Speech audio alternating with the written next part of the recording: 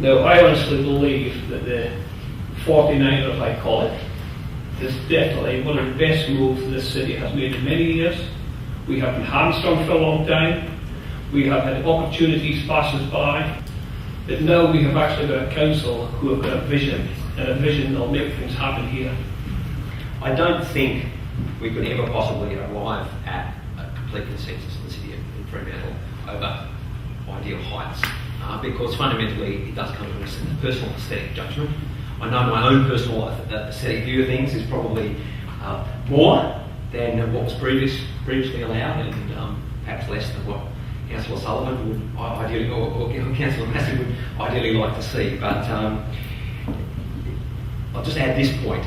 A lot of people claim to speak on behalf of silent majorities, or claim that other people are vocal minorities, and I don't think we can definitively say it all. But one thing I think that does need to be recorded is the fact that in the middle of this process, there was a council election, and there were no candidates who were elected on the basis of outright opposition to Amendment 49. And in fact, there were no candidates who stood on that basis. And I think that council election that we had a few months ago is actually a far more thorough investigation of the opinions of the majority of people in Fremantle than any other part of the process so far. My biggest disappointment actually is the discussion about heights has completely overshadowed discussion about other things that are important to me, such as good building design and affordable housing. And trying to get any oxygen for those issues as part of this discussion, even when I've spoon-fed it to the media, has been absolutely impossible. That's been frustrating for me, like I should. We're being told as councillors, until you listen and agree with my particular view, you're not listening to me, and that can't possibly be true. We did have less than 1%, probably 2/3 of 1% of the residents and ratepayers who made written submissions. I think of the 123 private citizen submissions, 56% were against the amendment, and 44 were either in favour or didn't express a view. And so the idea that any individual councillor here, in working through this process and trying to get the best amendment possible and amending it very substantially along the way, is somehow running in the face of this overwhelming public opinion, just has no basis. And the extent to which the accusation is made that the process itself, a very exhaustive process, is a bad one, and that democracy is rotten, and the suggestions almost sometimes of corruption, it doesn't do our system any favours. Human scale is a term that's been thrown around willy-nilly in this debate, and it's caused me to go and read the experts on human scale quite extensively. And it really beggars belief. The idea that not changing this part of town is defending human scale runs in the face. I mean, if you brought Jan Gale here tomorrow and took him on a walking tour around the Amendment 49 area and said to him, Jan, please help us. This terrible, evil council is about to wreak apocalypse on this town. This awesome human scale is under threat. He would say, what human scale? Human scale is about interactions between people, significant numbers of people, concentrations of people in an urban area, and the built form. I have faith in the things we've done, the Design Advisory Committee. I have faith in this community. I have faith in the process of Amendment 49 and the things that it will deliver in time to come.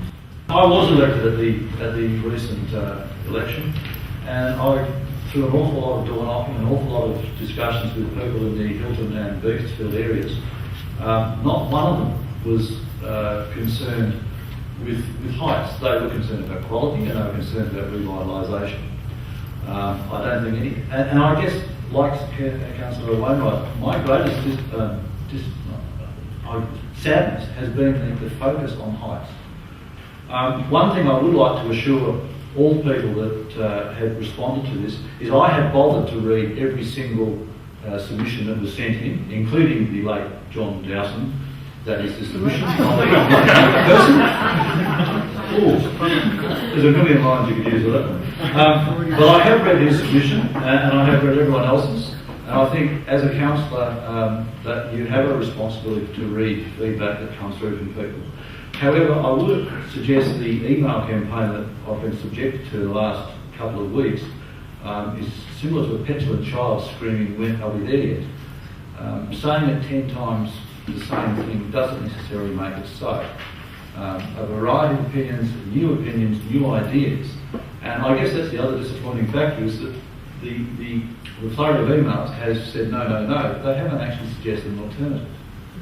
And I mean, I'm not a wrecker, I'm a builder. And I would much rather see things done in a positive light than in just a tear me down side. This scheme amendment is an opportunity to make a real difference to the future of Fremantle. I acknowledge it is a huge responsibility, and like every councillor in this room, I have done my utmost to find the best balance in representing the diverse interests of this passionate and involved community. I thank the Mayor, the councillors past and present, the council officers and the community members and organisations who have all worked so hard and so diligently for so long to get us this far, when we finally have the opportunity to move the city forward in a manner it and all of us living and working here deserve. This is not a time to waver. It's a time to hold on to the bold vision that has brought us here tonight, because I want my children and their children to be as proud of this city as I am, of Fremantle as a living city with everything to offer them. We understand there is much more to revitalising Fremantle than having shiny new buildings, and it's deeply disappointing to us to do all this work and to have people accuse us of not getting that. At the core of this challenge is getting more people to live and work and recreate in Fremantle. And we want them here throughout the day, throughout the week, not just on the weekends. And the only way to get that is to encourage increased diversity and density of land uses. We've identified sites in the city centre where that is possible because they are in a strategic location. They are underdeveloped and they will not impact on significant heritage buildings and the West End in particular. It has absolutely nothing to do with appeasing the needs of developers. Nothing. It has everything to do with appeasing the needs of the Fremantle community to rebuild its core and extend its character beyond the terrace, the West End and the Port. So this is not and has not been a data-free exercise. We have the data, we've analysed the options, and this is the action we want to take. I believe that Amendment 49 does the best job we can of creating a development framework that has a chance of delivering the outcomes we want. It's not just about big buildings, as the economic strategy illustrates. But in the amendment itself, there's a mixed-use component. There's a focus on activating the street. There's affordable housing component. There's the parking. There's a sustainability and exceptional design criteria. There's protection of the view corridor from Monument Hill. To me, all of these things totally reflect Fremantle values and will be things that will continue to make us who we are. So when I look at this amendment, on behalf of my community, I'm comfortable that I'm doing the right thing for Fremantle, that I'm doing my bit to ensure that in the future Fremantle will still be a unique, culturally and economically diverse city. I think what's interesting in this debate is a concept of when people say that this kind of development will destroy character. I mean, I don't think you can put cities in bubbles. You can't say, well, this is what it is now and this is the way it'll be forever, because if you do that, they just die. Look, I'm actually really proud of where we've got to with this Amendment 49. I'm a little bit sad that there is this feedback that the consultation hasn't actually been adequate. I mean, Kathy, I'm sorry to single you out, but you mentioned deliberative democracy, and I think we've actually been quite innovative and extensive in the amount of consultation. Not perfect, I mean, we could certainly extend it further, but I think things like the walking tours and so on were really innovative and really useful ways of engaging people with these issues to understand them more deeply and broadly. I'm disappointed that so much of the public debate has been oversimplified just down to heights, because it is far more broad than that. Now, it's a real shame that the audience here is half empty, and so many of those people who actually spoke against this amendment have chosen to leave so that they cannot actually inform themselves of how this has changed and understand our thinking and hear that we have actually taken on board their concerns. And look, we've been talking through the fine balance that this is about what is economically viable and realistic for to see actual changes here, and what the community wants and deserves. And I think, while it's not perfect and everybody will have slightly different opinions about where we got to on that, I think we've done really well. I'm a little bit saddened by the hysteria that is actually going on right now in particular. I'm a little bit personally offended at some of the accusations being levelled, and it's very, very small-minded, some of it, in terms of just getting on one particular track and staying on it, and then not actually sticking around to inform yourself and come along with the conversation. We'd been through a previous boom, and nobody had really decided to build some stunning buildings in the areas stated. So within these tight financial times, clearly nothing was going to happen without some form of stimulus. So Amendment 49 is that dialectic part of the decision. It's inevitable, it had to happen. If it didn't happen, then it's farewell Fremantle. I'm as nervous tonight as I was at my first council meeting in 1992. And in some ways that's because I'm humbled by all of the things that I've already heard from my fellow councillors tonight. In fact, I'm somewhat in awe. I'm blushing right now. In 1992, when I felt this way, I sat in the council with 18 councillors and I had to say they had nothing on this council in terms of sophistication, in terms of passion, in terms of the determination to move forward with what is in the interest of this city. One of the fundamental things that I have been trying to understand all the way through this is that it's not only about saying, let's get a set of rules that makes this game of developing in Fremantle so controlled that nothing bad will ever happen. Because if we have a set of rules like that, then I don't think anyone will actually turn up to play the game. And that is evidenced by the fact that we've had a set of rules like that for the last 20 years and nobody has turned up. I'm now at a stage where I think it's the time to actually have a set of rules where both the community feels safeguarded to a reasonable degree, but also that the main players that can actually deliver the vibrancy that we actually all want will actually arrive. And I am, like the other councillors, incredibly proud of the fact that we now have a design advisory committee, that we now have a retail model plan, that we now have an economic development strategy. And I hope after tonight we will now have an invitation to the development industry to come and do quality design in Fremantle that will actually help us revitalise the place that we love and care for. The sort of stuff that's been thrown at us, and this is probably why I get a little bit emotional at times like this, it is actually kind of hard to wear when people are saying that we're going to build 10-storey blobs out there that they don't have or won't actually acknowledge publicly that this council deserves a little bit of trust. They will just simply say the worst possible scenario, in fact, beyond the worst possible scenario, having read the tea leaves, is 10 stories wall to wall in every street in this part of town. And as has been said already, that is so far from the truth of what it is that we are proposing here tonight.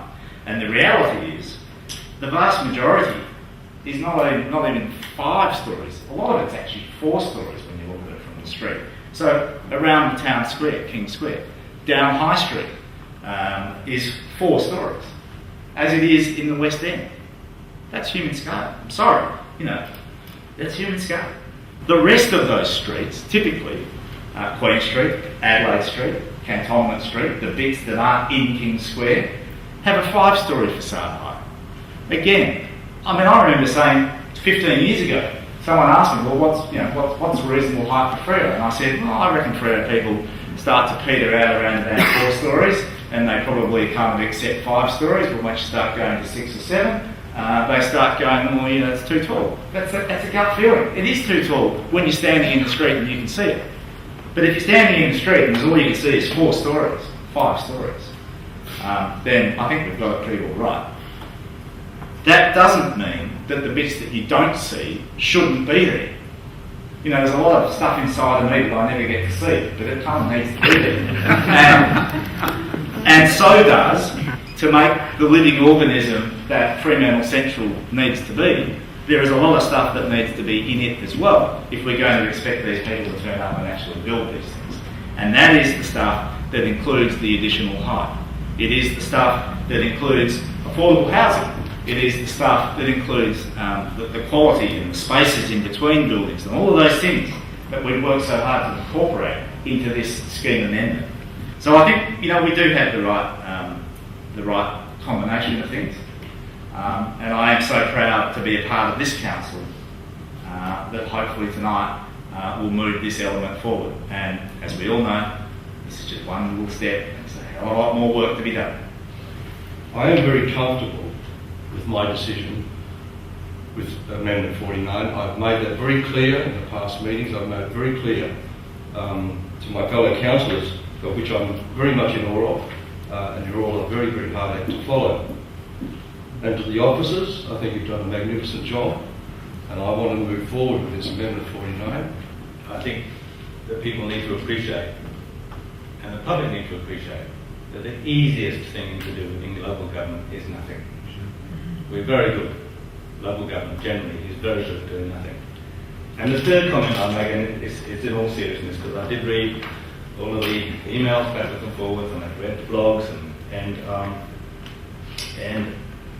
from a distance, I can only reiterate what some people have already said about how dedicated this group of councillors is, and how intelligent the conversation is, and how intelligent the criticism has been. Although a lot of it's been about height and stuff, but still comes from a conviction about that we all know we're all trying to do the best for Fremantle. It's just that we disagree about how to do it. I must say that was a great summary, I think, of where we've got to. And it has been a long journey, and like Councillor Thompson, I think I'd like to say tribute to Councillor Sullivan for your chairing of that committee and that process, and your leadership through this. I think it has been a really exciting process. Now, for me, like Councillor Hume, I spent nearly an hour mostly on the exercise bike whilst multitasking and reading all the submissions. But what I also have come away with this over the process is this opportunity we've got. I think that there is an overwhelming sense that Fremantle needs revitalisation, and it's been over this head. But the fact that we all agree on that, and now the question is about the best way to do that. And as Councillor Cogman put it very well, we've done a lot of work to make sure that we have put together the best, what we believe to be the best process for that, in terms of taking that forward. The fact that we actually can start to create a low carbon, green city of the future that has people living in it, there people can live and work and play in one place. We don't do that on purpose. For me, the fact that we've got that on the table as a future opportunity is really exciting. So thank you all.